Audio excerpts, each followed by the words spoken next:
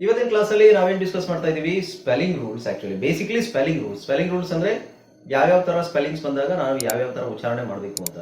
Okay, so basically long vowel short vowel ಅಲ್ಲಿ ಸ್ವಲ್ಪ confusion ಇರುತ್ತೆ ನಮಗೆ ಇಂಗ್ಲಿಷಲ್ಲಿ. ನಾವು ಎಷ್ಟೇ ಪ್ರಾಕ್ಟೀಸ್ ಮಾಡಿದ್ರು ಎ ಅಂತ ಎಲ್ಲಿ ಹೇಳಬೇಕು, ಇ ಅಂತ ಎಲ್ಲಿ ಹೇಳಬೇಕು, ಐ ಓ ಯು ಇದು ಹೇಳೋದೇ ದೊಡ್ಡ ಸಮಸ್ಯೆ ಆಗುತ್ತೆ. ಬೇಸಿಕ್ ಪ್ಯಾಟರ್ನ್ ನಾನು ಹೇಳ್ಕೊಟ್ಟಿರೋದು ನಿಮಗೆ ಫೋನಿಕ್ಸ್ ಬ್ರ್ಯಾಂಡಿಂಗ್ ಅಲ್ಲಿ ನಾವು ಆಲ್ವೇಸ್ ಶಾರ್ಟ್ ವೊವೆಲ್ಸ್ ಹೇಳ್ತೀವಿ, ಬಟ್ ಲಾಂಗ್ ವೊವೆಲ್ಸ್ ಎಲ್ಲಿ ಹೇಳಬೇಕು ಅನ್ನೋದಕ್ಕೆ ಒಂದಷ್ಟು ಪ್ಯಾಟರ್ನ್ ಇದೆ. ಅದರಲ್ಲಿ ಈಗ ಇಲ್ಲಿ ನೋಡಿ, ಇಲ್ಲಿ ಆರ್ ಇ ಅಂತ ಒಂದು ಕಾಂಬಿನೇಷನ್ ಅಲ್ಲಿ ಆರ್ ಮತ್ತೆ ಇ ನಾನು ಏನ್ ಹೇಳಿದ್ದು ಬೇಸಿಕಲಿ ನಾನು ಹೇಳಿದೆ ಆರ್ ಇ ಬಂದ್ರೆ ರೇ ಅಂತ ಹೇಳಬೇಕು, ರೈಟ್, ರೇ.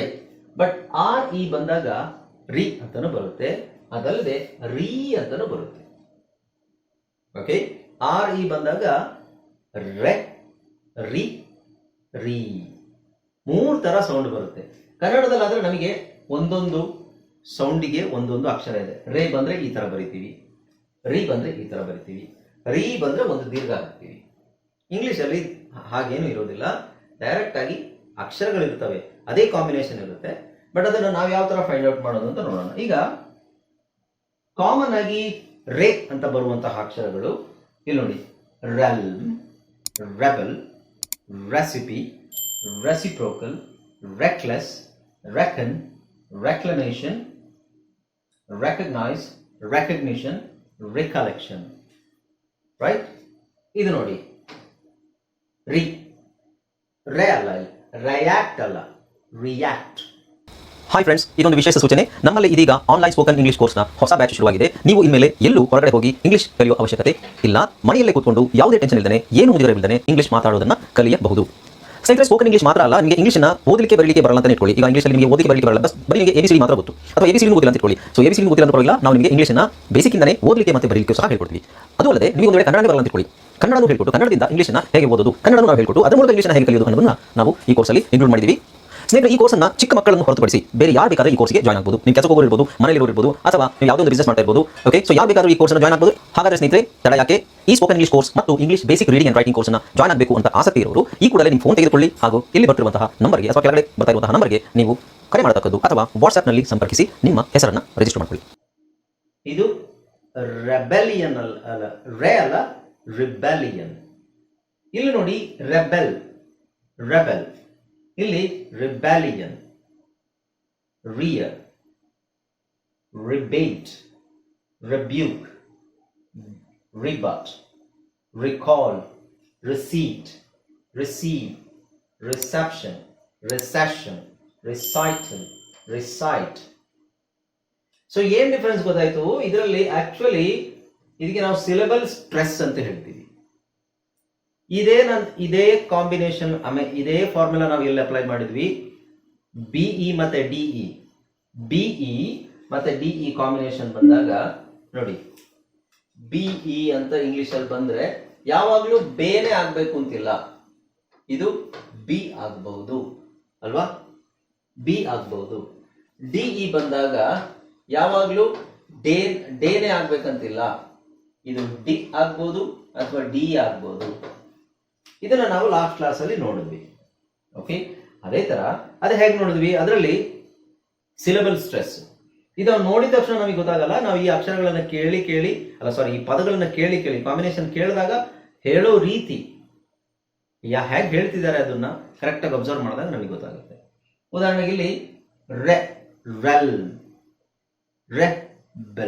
ರೆಬೆಲ್. ಸೊ ಇಲ್ಲಿ ಫಸ್ಟ್ ಆರ್ ಇನ್ನ ನಾನು ಓದ್ತಾ ಇದ್ದೀನಿ, ರೆಬೆಲ್ ಅಂತ ಹೇಳ್ತಾ ಇಲ್ಲ, ರೆಬೆಲ್.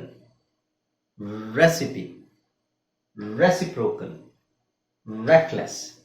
ಸೊ ಫಸ್ಟ್ ಸಿಲೆಬಲ್ ನ ನಾವು ಸ್ಟ್ರೆಸ್ ಮಾಡಿದ್ರೆ, ಅದೇ ಸಿಲೆಬಲ್ ಹೆಂಗ್ ಸ್ಟ್ರೆಸ್ ಮಾಡೋದು, ಹೆಂಗ್ ಗೊತ್ತಾಗುತ್ತೆ ಅಂತ ಹೇಳಿದ್ರೆ, ಅದು ನಾವು ಕರೆಕ್ಟ್ ಆಗಿ ಪ್ರೊನೌನ್ಸಿಯೇಷನ್ ಯಾರು ಕರೆಕ್ಟ್ ಆಗಿ ಹೇಳ್ತಿರ್ತಾರೆ ಅವರ ಉಚ್ಚಾರಣೆ ಕರೆಕ್ಟ್ ಆಗಿ ಕೇಳ್ಕೊಂಡು ಅದನ್ನ ಫಾಲೋ ಮಾಡಬೇಕು. ಈಗ ನಾನು ನಿಮಗೆ ಎಲ್ಲಾ ವರ್ಡ್ಸ್ ಪ್ರೊನೌನ್ಸಿಯೇಷನ್ ಕರೆಕ್ಟ್ ಆಗಿ ಹೇಳ್ಕೊಡ್ತಾ ಇದ್ದೀನಿ, ನೀವು ಇದೇ ತರನೇ ಹೇಳ್ಬೇಕು. ಓಕೆ, ನೋಡಿದ ತಕ್ಷಣ ನಮಗೆ ಗೊತ್ತಾಗಲ್ಲ. ಸಿಲೆಬಲ್ ಸ್ಟ್ರೆಸ್ ಅಂತಾನೆ ನಾನು ಪಾಠ ಇದೆ, ಅದು ಸಪರೇಟ್ ಆಗಿ ನಾನು ನಿಮಗೆ ಮಾಡೋದಕ್ಕೆ ಗೊತ್ತಾಗುತ್ತೆ. ಓಕೆ, ನೆಕ್ಸ್ಟ್ ಇಲ್ಲಿ ರಿಯಾಕ್ಟ್. ಇಲ್ಲಿ ಎ ಮೇಲೆ ನಾನು ಸ್ಟ್ರೆಸ್ ಕೊಡ್ತಾ ಇದ್ದೀನಿ, ರಿಯಾಕ್ಟ್. ರಿಬೆಲಿಯನ್, ಇಲ್ಲಿ ಬಿ ಮೇಲೆ ಬಿ ನ ಓದ್ತಾ ಇದ್ದೀನಿ, ರಿಬೆಲಿಯನ್. ರಿಯರ್, ಇಲ್ಲೂ ಅಷ್ಟೇ ಎ ಆರ್ ಬರ್ತದೆ, rear. Rebate, rebate, rebuke. Okay, so second syllable ಮೇಲೆ ನಾವು ಸ್ಟ್ರೆಸ್ ಕೊಟ್ಟಾಗ ಅದು ಈ ಆರ್ ಇ ಇರುತ್ತಲ್ವಾ, ಅದು ಅದು ಹೇಗೂ ನಾವು ಒತ್ತಿರಲ್ಲ, ಸ್ಟ್ರೆಸ್ ಕೊಟ್ಟಿರಲ್ಲ, ಹಾಗಾಗಿ ಅದನ್ನ ಸೌಂಡ್ ಕಡಿಮೆ ಆಗುತ್ತೆ.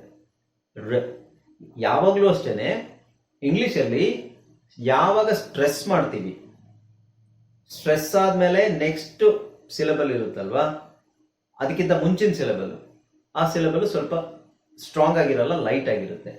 ಇದನ್ನ ರಿಬ್ಯೂಕ್ ಅಂತ ಹೇಳ್ತಾ ಇದೀವಿ. ಸೊ ಆರ್ ಇ ನಿಧಾನಕ್ಕೆ ಹೇಳ್ಬೇಕು. Rebuke, rebate, rebellion. So R ನಾನು ನಿಧಾನಕ್ಕೆ ಹೇಳ್ತಾ ಇದ್ದೀನಿ. ಈ ತರ ಕನ್ನಡದಲ್ಲಿ ಇಲ್ಲ. ಕನ್ನಡದಲ್ಲಿ ಖಂಡಿತ ಹುಡುಕ್ಬೇಡಿ. ಇದ್ರಲ್ಲಿ ಕನ್ನಡದಲ್ಲಿ ಇಲ್ಲದೆ ಇರೋದ್ರಿಂದನೇ ನಮಗೆ ಅದು ಐಡಿಯಾ ಸಿಗ್ತಾ ಇಲ್ಲ ಅದು ಏನು ಅಂತ. ಇನ್ನೊಂದ್ಸಲ ಹೇಳ್ತೀನಿ, ಕೇಳಿಸ್ಕೊಳ್ಳಿ. ಇದನ್ನ ಹೇಳ್ಬೇಕಾದ್ರೆ rebellion, rebuke, rebate, rebut, recall, receipt. So R E ನ ನಿಧಾನಕ್ಕೆ ಹೇಳ್ತಾ ಇದ್ದೀನಿ, ಹಾಗಾಗಿ ನಾನು ರಿ ರಿ ರಿ ಅಂತ ಹೇಳ್ತಾ ಇದ್ದೀನಿ. ಅದ್ರ ಪಕ್ಕದ ಸಿಲೆಬಲ್ ನಾನು ಓದ್ತಾ ಇದ್ದೀನಿ. ಇದ್ರ ಸಿ ಓದ್ತಾ ಇದ್ದೀನಿ, ಇಲ್ಲಿ ಸಿ ಓದ್ತಾ ಇದ್ದೀನಿ, ಇಲ್ಲಿ ಬಿ ಓದ್ತಾ ಇದ್ದೀನಿ. ಹಾಗಾಗಿ ಯಾವ ಸಿಲೆಬಲ್ ನ ಸ್ಟ್ರೆಸ್ ಮಾಡ್ತೀವಿ, ಯಾವ ಸಿಲೆಬಲ್ ನ ನಾವು ಸ್ಟ್ರೆಸ್ ಮಾಡಲ್ವೋ ಆ ಸಿಲೆಬಲ್ ಅಲ್ಲಿ ಯೂಶುವಲಿ ಲಾಂಗ್ ವೊವೆಲ್ ಇರೋದಿಲ್ಲ, ಶಾರ್ಟ್ ವೊವೆಲ್ ಮಾತ್ರ ಇರುತ್ತೆ. ಯಾವ ಸಿಲೆಬಲ್ ಅನ್ನ ಸ್ಟ್ರೆಸ್ ಮಾಡ್ತೀವಿ ಅದರಲ್ಲಿ ಯೂಶುವಲಿ ಲಾಂಗ್ ವೊವೆಲ್ ಇರುತ್ತೆ. ಓಕೆ, ಇಲ್ಲಿ ನೋಡಿ, ರೆ, ರೆಲ್ಮ್, ಆರ್ ಇನ ಓದ್ತಾ ಇದೀವಿ. ಸೊ ರೆ, ರೆಲ್ಮ್, ರೆಬೆಲ್. ಇಲ್ಲಿ ಬಿ ನ ಓದ್ತಾ ಇದಲ್ಲ, ರೆಬೆಲ್ ಅಂತ ಹೇಳ್ತಾ ಇಲ್ಲ, ರೆಬೆಲ್. ಈ ಬಿ ನ ನಾವು ಲೈಟ್ ಆಗಿ ಹೇಳ್ತಾ ಇದ್ದೀವಿ, rebel. Okay, recipe, recipe, recipe. Starting ಅಲ್ಲಿ ಬಂದಾಗ ನಾನು ಹೇಳ್ತಾ ಇರೋದು ಆರ್ ಇ. ಇನ್ನು ಇಲ್ಲಿ ಎ ಬಿಟ್ಬಿಡಿ. ಆರ್ ಇ ಎ ಬಂದಾಗ ಇಟ್ ಈಸ್ ಆಲ್ವೇಸ್ ರಿ ಅಂತಾನೆ ಬರುತ್ತೆ, ಎಕ್ಸೆಪ್ಟ್ ರಿಯಾಕ್ಟ್, ರಿಯಾಕ್ಷನ್ ಅಲ್ಲಿ ಆರ್ ಇ ಎ. ಸೊ ಇಲ್ಲಿ reach. So R E A D ಬಂದಾಗ ಕಾಮನ್ ಆಗಿ ರಿ ಅಂತಾನೆ ಇರುತ್ತೆ. Reach, read, reap. ಇಲ್ಲಿ ನೋಡಿ, ರೀ ಅಪಿಯರ್. ಸೊ ಇಲ್ಲಿ ಅಪಿಯರ್. ಇನ್ನೊಂದು ಇದರಲ್ಲಿ ಇನ್ನೊಂದು ಪ್ಯಾಟರ್ನ್ ಅಂತ ಹೇಳಿದ್ರೆ ಮರು, ಮರು ಕಳಿಸು, ಮರು ಪಾವತಿ. ಮರು, ಇನ್ನೇನು ಮರು ಅಂತ ನಾವು ಕನ್ನಡದಲ್ಲಿ ಯೂಸ್ ಮಾಡಿದಂಗೆ ಅದು ರಿ ಅಂತ ಯೂಸ್ ಮಾಡ್ತೀವಿ.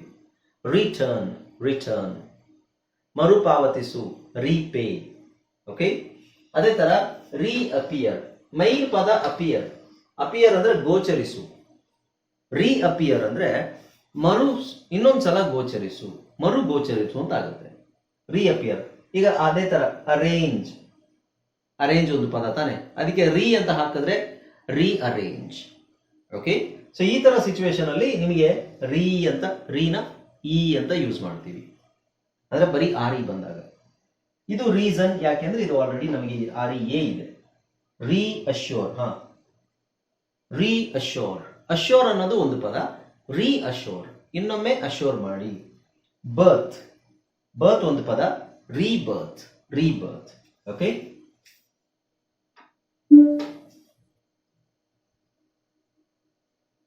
ಹಾಗೆ ನೋಡಿ, ಬೂಟ್. ಬೂಟ್ ಅನ್ನೋದು ಒಂದು ಪದ. ಅದನ್ನು ನಾವೇನ್ ಹೇಳ್ತೀವಿ? Reboot, reboot. Okay, Born, Born ಒಂದು ಪದ. ರೀಬಾರ್ನ್. ಬೌಂಡ್, ಬೌಂಡ್ ಒಂದು ಪದ. ರೀಬೌಂಡ್. ಬಿಲ್ಡ್, ಬಿಲ್ಡ್ ಒಂದು ಪದ. ರೀಬಿಲ್ಡ್, ಅದರದ್ದು ರೀಬಿಲ್ಡ್. ಕ್ಯಾಪ್, ಕ್ಯಾಪ್ ಒಂದು ಪದ. ರೀಕ್ಯಾಪ್. ಕ್ಯಾಪ್ಚರ್, ಕ್ಯಾಪ್ಚರೇ ಒಂದು ಪದ. ರೀಕ್ಯಾಪ್ಚರ್. ಚಾರ್ಜ್, ಚಾರ್ಜ್ ಒಂದು ಪದ. ರೀಚಾರ್ಜ್. ಸೆಂಟ್, ಸೆಂಟ್ ಅನ್ನೋದೇ ಒಂದು ಪದ.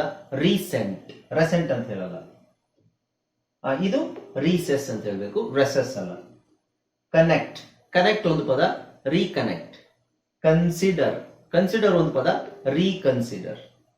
ಕನ್ಸ್ಟ್ರಕ್ಟ್. ಅರ್ಥ ಆಯ್ತಾ? ಸೊ ಈ ತರದ ನಿಮಗೆ ಒಂದು ಪದ ನೋಡಿ, ರೀಕೌಂಟ್, ರೀಕ್ರಿಯೇಟ್, ರೀಫಿಲ್, ರೀಸೈಕಲ್ ಎಲ್ಲ ನಿಮಗೆ ಆಲ್ರೆಡಿ ಒಂದು ಪದ ಆಗಿರುತ್ತದು. ಆ ಪದದ ಜೊತೆಗೆ ರೀ ಸೇರಿಸಿದ್ರೆ ಅದು ಇಟ್ ಈಸ್ ಆಲ್ವೇಸ್ ರೀ ಅಂತಾನೆ ಹೇಳ್ಬೇಕು. ಲಾಂಗ್ ಇ, ಶಾರ್ಟ್ ಆಗೋದಿಲ್ಲ. ಅರ್ಥ ಆಯ್ತಲ್ಲ? ನೋಡಿ, ರಿಫಾರ್ಮ್. ಇಲ್ಲಿ ಇನ್ನೊಂದು ಇದು ರೀ ಯಾಕಾಗುತ್ತೆ ಅಂತ ಹೇಳಿದ್ರೆ ನಾವಿಲ್ಲಿ ಸೆಕೆಂಡ್ ಸಿಲಬಲ್ ಸ್ಟ್ರೆಸ್ ಮಾಡ್ತೀವಿ. ಇಲ್ಲಿ ನೋಡಿ, ರಿಕಾರ್ಡ್, ರಿಕಾರ್ಡ್, ರೆಕಾರ್ಡ್. ಇದನ್ನ ರೆಕಾರ್ಡ್ಗೆ ಎರಡು ಮೀನಿಂಗ್, ಇದರಲ್ಲೂ ರೆಕಾರ್ಡ್ ಇದೆ, ಇದರಲ್ಲೂ ರೆಕಾರ್ಡ್ ಇದೆ. ಬಟ್ ಇದು ಸ್ಪೆಷಾಲಿಟಿ ಏನ್ ಗೊತ್ತಾ, ಇದು ರೆಕಾರ್ಡ್, ಇದು ರೆಕಾರ್ಡ್. ಏನ್ ಡಿಫ್ರೆನ್ಸ್ ಇದೆ? ಎರಡು ನಿಮಗೆ ಒಂದೇ ತರ ಕೇಳಿಸುತ್ತಲ್ವಾ? ಇದು ಕರೆಕ್ಟ್ ಆಗಿ ಕೇಳಿಸ್, ರೆಕಾರ್ಡ್, ಇದು ರೆಕಾರ್ಡ್. ಇದು ರೆಕಾರ್ಡ್ ಅಂದ್ರೆ ದಾಖಲೆ, ರೆಕಾರ್ಡ್, ರೆಕಾರ್ಡ್ ಅಂದ್ರೆ ದಾಖಲೆ. ಇದು ರೆಕಾರ್ಡ್ ಅಂದ್ರೆ ರೆಕಾರ್ಡ್ ಮಾಡೋದು. ಈಗ ನಾನು ವಿಡಿಯೋ ರೆಕಾರ್ಡ್ ಮಾಡ್ತೀವಲ್ವಾ, ವಿಡಿಯೋ ರೆಕಾರ್ಡಿಂಗ್, ಆಡಿಯೋ ರೆಕಾರ್ಡಿಂಗ್ ಅಂತ ಹೇಳ್ತೀವಲ್ವಾ, ಅದು ಆಕ್ಚುಲಿ ರೆಕಾರ್ಡ್ ಅಂದ್ರೆ ದಾಖಲೆ. ಇದು ರಿಕಾರ್ಡ್, ಅಂತ ಹೇಳ್ಬೇಕು, ರಿಕಾರ್ಡ್, ರಿಕಾರ್ಡ್ ಅಂದ್ರೆ ಇಲ್ಲಿ ಸಿ ನ ಓದ್ತೀವಿ, ಅಲ್ಲಿ ಆರ್ ನ ಓದ್ತೀವಿ. ಅದು ಅಷ್ಟಾಗಿ ಗೊತ್ತಾಗೋದಿಲ್ಲ, ಕಾಮನ್ ಆಗಿ ನೀವೆಲ್ಲ ಪ್ರಾಕ್ಟೀಸ್ ಮಾಡ್ಬೇಕಾದ್ರೆ ಗೊತ್ತಾಗಲ್ಲ. ಆದ್ರೆ ಸ್ಪಷ್ಟವಾಗಿ ಇಂಗ್ಲಿಷ್ ಮಾತಾಡೋರು ಅದನ್ನ ಹಾಗೆ ಹೇಳೋದು. ಅದಕ್ಕೋಸ್ಕರನೇ ಅದು ಪ್ರೊನೌನ್ಸಿಯೇಷನ್ ಡಿಫರೆನ್ಸ್ ಇರೋದು. ಅಲ್ಲಿ ರೇ ಇದೆ, ಇಲ್ಲಿ ರೀ ಇದೆ. ನೀವು ಯಾಕೆ ಹಿಂಗೆ ಹೇಳ್ತೀರಾ ಅಂತ ನೀವು ಯಾರಾದ್ರೂ ಇಂಗ್ಲಿಷ್ ಅವ್ರನ್ನ ಕೇಳಿದ್ರೆ, ಯಾಕೆ ಅಂದ್ರೆ ಅದು ನಾವು ಸೆಕೆಂಡ್ ಸಿಲಬಲ್ ನ ಸ್ಟ್ರೆಸ್ ಮಾಡ್ತೀವಿ, ಅದಕ್ಕೆ ರೀ ಹೇಳ್ತೀವಿ. ಅಲ್ಲಿ ಫಸ್ಟ್ ಸಿಲಬಲ್ ನ ಸ್ಟ್ರೆಸ್ ಮಾಡ್ತೀವಿ, ಅದಕ್ಕೆ ರೇ ಹೇಳ್ತೀವಿ. ಸೊ ಸಿಲಬಲ್ ಸ್ಟ್ರೆಸ್ ಅಂದ್ರೆ ಏನು, ಅದನ್ನ ನಾವು ಫಸ್ಟ್ ತಿಳ್ಕೋಬೇಕಾಗುತ್ತೆ. ಓಕೆ, ಸಿಲಬಲ್ ಸ್ಟ್ರೆಸ್ ಅಂದ್ರೆ ಏನು ಇಲ್ಲ, ಕನ್ನಡದಲ್ಲಿ ಇಲ್ಲ. ಅದು ಕನ್ನಡದಲ್ಲಿ ನಾವು ಎಲ್ಲಾ ಪದಗಳನ್ನು, ಒಂದು ಪದನ ನಾವು ಫಸ್ಟಿಗೆ ಸ್ಟ್ರೆಸ್ ಮಾಡ್ಬೋದು, ಇಲ್ಲ ಮಧ್ಯದಲ್ಲಿ ಸ್ಟ್ರೆಸ್ ಮಾಡ್ಬೋದು, ಅದನ್ನ ಮಾಡದೇನೆ ಇರ್ಬೋದು, ಫ್ಲಾಟ್ ಆಗಿ ಹೇಳ್ಬೋದು. ಓಕೆ, ಉದಾಹರಣೆಗೆ ಒಂದು ಪದ ತಗೊಳ್ಳೋಣ, ಅಂಕಿತ ನಾಮ ಅಂತ ಹೇಳ್ತೀವಲ್ವಾ. ಅಂಕಿತ ನಾಮ ಅಂತ ಹೇಳ್ಬೇಕಾದ್ರೆ ಆ ಪದದಲ್ಲಿ ನಾನು ಯಾವ ಅಕ್ಷರವನ್ನ ಒತ್ತಿ ಹೇಳಿದೆ, ಎಕ್ಸೆಪ್ಟ್ ಒತ್ತಕ್ಷರ ಬಂದ್ರೆ ಮಾತ್ರ ಒತ್ತಿ ಹೇಳ್ತೀವಿ ಅಲ್ವಾ. ಒತ್ತಕ್ಷರ ಬಿಟ್ಟು, ಒತ್ತಕ್ಷರ ಇಲ್ಲದೆ ಇರೋ ಪದಗಳಲ್ಲಿ ಅಂಕಿತ ನಾಮ ಅಥವಾ ಅನಾಮಿಕ, ಈ ಪದಗಳಲ್ಲಿ ಯಾವ ಅಕ್ಷರನ ನಾನು ಒತ್ತದೆ, ಯಾವುದು ಒತ್ತಲಿಲ್ಲ, ಅದರ ಅವಶ್ಯಕತೆ ಇಲ್ಲ ಅಲ್ವಾ. ನಾವು ಮಾತಾಡೋ ಧಾಟಿಯಲ್ಲಿ ಕೆಲವು ಪದಗಳನ್ನ ಜೋರಾಗಿ ಹೇಳ್ತೀವಿ, ಅಥವಾ ಕೆಲವು ಪದದ ಅಕ್ಷರಗಳನ್ನ ಜೋರಾಗಿ ಹೇಳ್ತೀವಿ. ಅದು ಧಾಟಿಲಿ ಬರೋದು ಅಷ್ಟೇನೆ ಹೊರತು ಅದನ್ನ ಹಂಗೆ ಹೇಳ್ಬೇಕು ಅಂತಿಲ್ಲ. ಕೋಪದಲ್ಲಿದ್ದಾಗ ಕೆಲವು ಅಕ್ಷರಗಳನ್ನ ಒತ್ತಿ ಹೇಳ್ಬೋದು, ಬೇಜಾರಾಗಿದ್ದಾಗ ಬೇಜಾರಾಗಿ ನಾವು ಮಾತಾಡ್ಬೇಕಾದ್ರೆ ಕೆಲವು ಅಕ್ಷರಗಳನ್ನ ಒತ್ತೋದೇ ಇಲ್ಲ, ಫ್ಲಾಟ್ ಆಗೇ ಇರುತ್ತೆ. ಸಂತೋಷದಿಂದ ಮಾತಾಡ್ಬೇಕಾದ್ರೆ ಕೆಲವು ಅಕ್ಷರಗಳು ಪದಗಳನ್ನ ಒತ್ತಿ ಒತ್ತಿ ಹೇಳ್ಬೋದು. ಹಾಗಂತ ಅದರ ಅರ್ಥ ಎಲ್ಲರೂ ಒತ್ತಿನೇ ಹೇಳ್ಬೇಕು ಅಂತಿಲ್ಲ.